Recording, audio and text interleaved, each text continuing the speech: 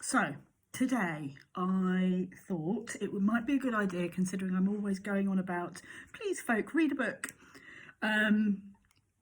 to go through a few of my sort of go-to books, that if I ever need sort of any help or inspiration or thoughts about what I'm doing, I go to.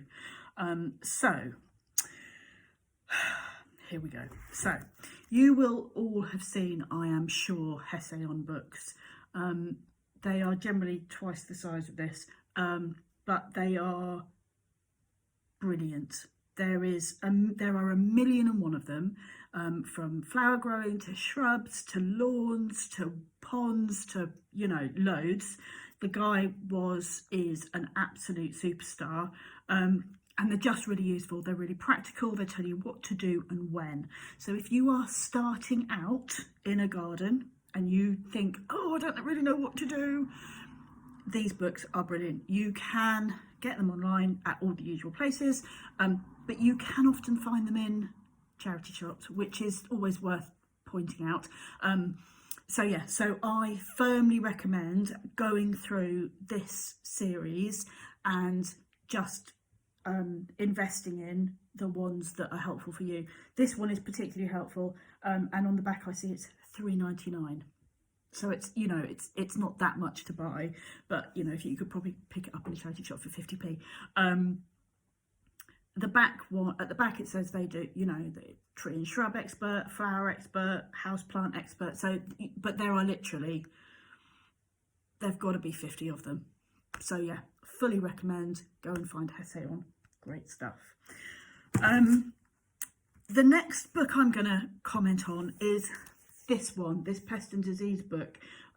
So it doesn't need to be this one. Pippa Greenwood has just actually updated this, I think, and it's out again. I firmly think everybody needs a pest and disease book, because you're not going to ever be a gardener that doesn't see any pest and disease, and it's really useful to actually know what it is. It's very tempting to put it on social media and go, does anybody know what this is? But actually, if you want a definitive answer, this is the book. The RHS do a whole load of books. I'm sort of looking at them from here, from encyclopedias of plants through to how-tos. They're all brilliant, of course they are, because they're all written by experts. So I say that though, remember that not all experts will do things the way you want to do them. But anyway, so I would strongly recommend everybody gets a pest and disease book. I think it's really important. So that's number 2. Then for number 3, I'm just going to talk about 2 books from people who you might consider to be a little bit celebrity gardener-ish, but they're trustworthy. So the first one, Jeff Hamilton is he is the voice of gardening of my childhood and teenage years. My mum loved him. Everybody's mum loved him. He presented Gardener's World, and he very, very, very sadly died far, far, far too young. I would thoroughly recommend any writing by Jeff Hamilton, because he's honest, and he's very good at saying, do this, don't do this, do this now. So in terms of, somebody who you can trust because you saw his garden. I mean, a lot of his Gardener's World episodes, actually, I found recently, are on YouTube. They're really worth a watch. Things have changed, but the bottom line is this: soil is soil. So yeah, so I would strongly recommend either this one if you can find it. I'm pretty sure that this is my mum's old copy, but again, often charity shops will have this, or he also did one called Organic Gardening, which is brilliant. If I could find my copy of Organic Gardening, it would be in front of you now. I've got a funny feeling it's in a box in the loft. If I've got time in the next few weeks to sort that out. Anyway, there you go, that's another one. So the other person who I trust, and the reason that I trust is because he started on a council nursery, he worked his way up, he did work, you know, he did stuff at Kew. We all think of him now probably more in a role as a broadcaster, but this one started on a council nursery. So he's got hands-on experience, and these back to basic books are great. There are 2 of them, and it is back to basics. He talks about the soil, basic planting techniques, all of those things. And, you know, of all the people that you can trust, somebody that's come up through what was the gardening system is to be trusted. You know, if he wasn't a broadcaster now, he'd be a head gardener somewhere.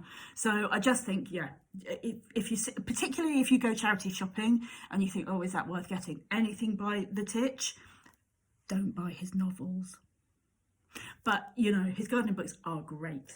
So that's those few.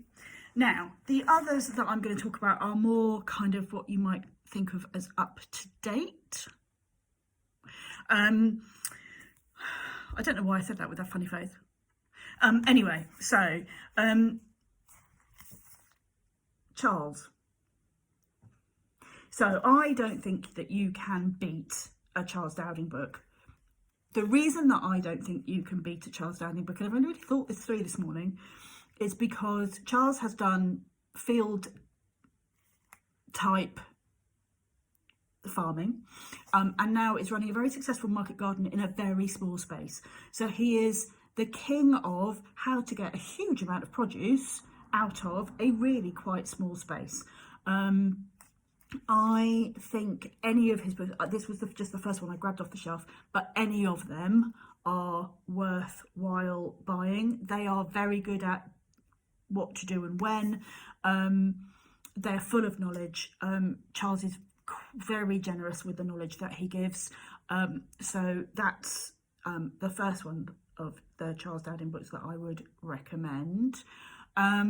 But I would also say, and people ask me this all the time, Sarah, what book should I buy for somebody who's just got an allotment, who's just showing some interest in books and things about gardening? What is the go-to book? And the answer is, I don't know, because there really isn't one. Because it depends what you want to do. But I am just going to put a couple of ideas out there. I couldn't find my copy, so I haven't got it to hand.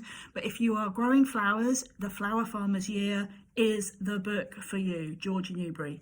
Without any hesitation, that's the one that I've read that will take you through a perfect year of growing flowers and really set you up for years to come. Other books are out there, but that would be my go-to.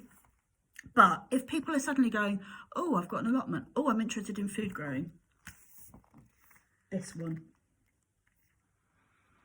Now, yes, it's Charles and Steph. It's Charles again, sorry, but it's with Steph. That's Homemakers, you can see, it's not huge. I recommend this book because it's got real basic stuff in it about what, where and when and how. Talked really well about no dig and how to set a no dig system up, but it also does that thing that once you've grown the produce, it's brilliant in that Steph tells you what to do with it. And often that is the problem. People grow all this stuff and they go, I don't know what to do with it. You know, I've got 97 beetroots, help. This is it. So if you have, if you're interested in starting, you know you want to do something along no dig that's organic, that's, you know, focused on permaculture, this is the book for you. So I hope that helps. I'm going to do another one of these, not today, but at some point with more sort of garden writing rather than how-tos in. I'll pop a comment below with the names. Actually, no, I won't. I'll do a story with the books in, and then I'll put it on my highlights. I hope this has been helpful. Do let me know. And in that, I'm off. See you later.